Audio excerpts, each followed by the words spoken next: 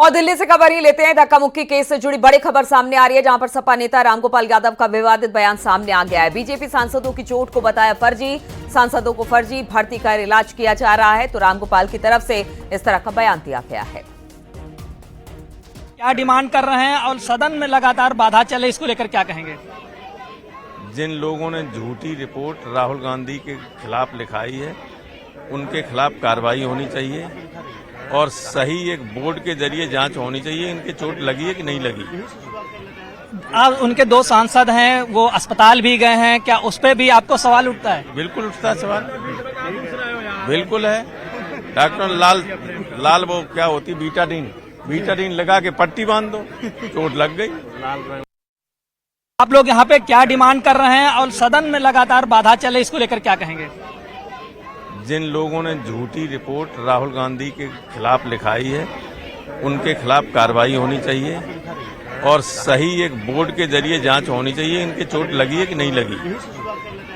अब उनके दो सांसद हैं, वो अस्पताल भी गए हैं, क्या उस पर भी आपको सवाल उठता है? बिल्कुल उठता है सवाल, बिल्कुल है।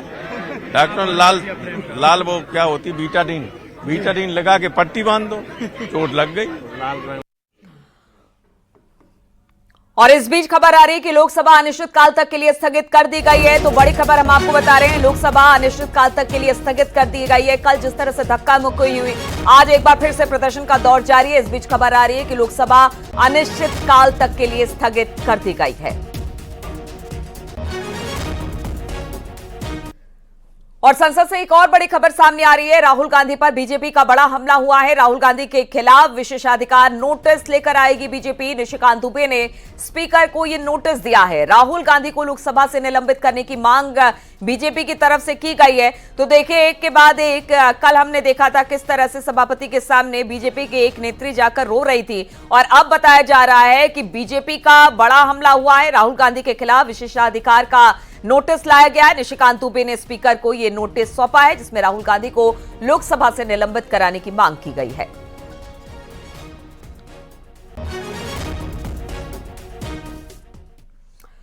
ये एक मानव निर्मित घटना थी। वो लोगों को सीढ़ियां चढ़ने से रोक रहे थे। मैं चश्मदीद हूं, वो लोगों को रोक रहे थे। अगर लोगों को हाउस में जाना है तो मुझे भी ऊपर जाने में दिक्कत हुई। आप सीढ़ियों को कैसे कवर कर सकते हैं? वो लोग धक्का दे रहे थे। It was a man-made, created incident. They were stopping people from going up the steps. I'm witness to it. They were stopping people. If people have to go to the house, I had such a problem going up the. How can you be covering the steps? And they were pushing and jostling. तो जया बच्चन ने भी आज इस तरह का बयान दिया है। वहीं एसपी नेता अक्षय यादव ने भी सरकार पर निशाना साधा है। अच्छा जी, आप लोग भी क्या माफी की मांग करते रहेंगे, और जिस तरह से राहुल गांधी पर एफआईआर दर्ज हो गई उस पर क्या कहेंगे? जी, हम लोगों की जो कल मांग थी आज भी वही है कि भारतीय जनता पार्टी और ये सरकार माफ़ी मांगने का काम करे। जिस तरीके से बाबा साहब के ऊपर निंदनीय शब्द का प्रयोग करा गया है, ये सरकार माफ़ी मांगे। और राहुल गांधी जी के ऊपर जो एफआईआर हुई है, हम लोग ये मानते हैं कि शुरुआत भाजपा ने करी।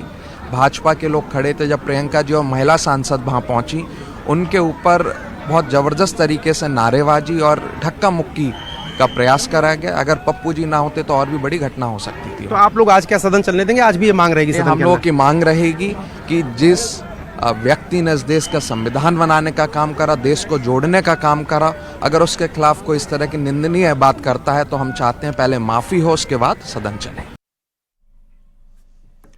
आरएमएल अस्पताल पहुंचे केंद्रीय मंत्री शिवराज चौहान। घायल सांसदों का हालचाल एक बार फिर से शिवराज पहुंचे हैं। कल भी हमने देखा था कि जब जो दोनों सांसद घायल हुए थे उनको अस्पताल में भर्ती कराया गया था, तब शिवराज पहुंचे थे उनको वहां पर एडमिट कराने के लिए। उसके बाद आज एक बार फिर से शिवराज सिंह चौहान पहुंचे हैं। उनका हालचाल अस्पताल पहुंचकर जाना है। अस्पताल में भर्ती हैं सांसद मुकेश राजपूत और सारंगी। कल धक्का मुक्की में ये दोनों घायल हो गए थे और इन्हें आरएमएल में एडमिट कराया गया था।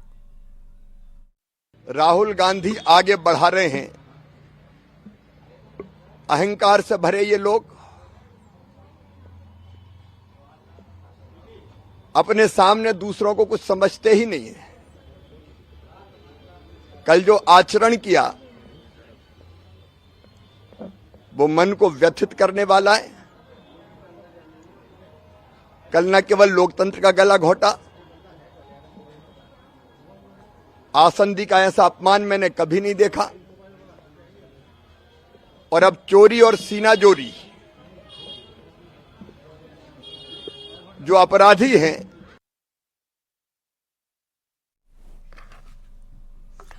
समाजवादी पार्टी सांसद धर्मेंद्र यादव ने भी बीजेपी सरकार पर निशाना साधा है। जिस तरीके से कल राहुल गांधी पे आरोप लगा है कि उनके धक्के से 2 सांसद घायल हो गए, इसको लेकर क्या कहेंगे? मैं साफ मानता हूं, नेता प्रतिपक्ष आदरणीय राहुल गांधी जी ऐसा काम नहीं कर सकते। किसी कीमत पर मैं इस बात को नहीं मानता हूं कि राहुल जी द्वारा ये काम कभी किया गया होगा। आप लोग प्रदर्शन कर रहे हैं, आपकी क्या सरकार से डिमांड है? स्वाभाविक है, बाबा साहब को लेकर यही डिमांड है। जे पूरी भारतीय जनता पार्टी, स्वयं गृह मंत्री जी से लेकर पूरी पार्टी को माफी मांगनी चाहिए। बाबा साहब जो हमारे पीढ़ी के भगवान हैं, जिन्होंने दलित, पिछड़े, आदिवासी, हमारे अल्पसंख्यक भाई, मुसलमान भाइयों को जीने का हक, अधिकार और न्याय दिया है, स्वाभिमान सम्मान से जीवन दिया है, उनका अपमान हम लोग बर्दाश्त नहीं करेंगे।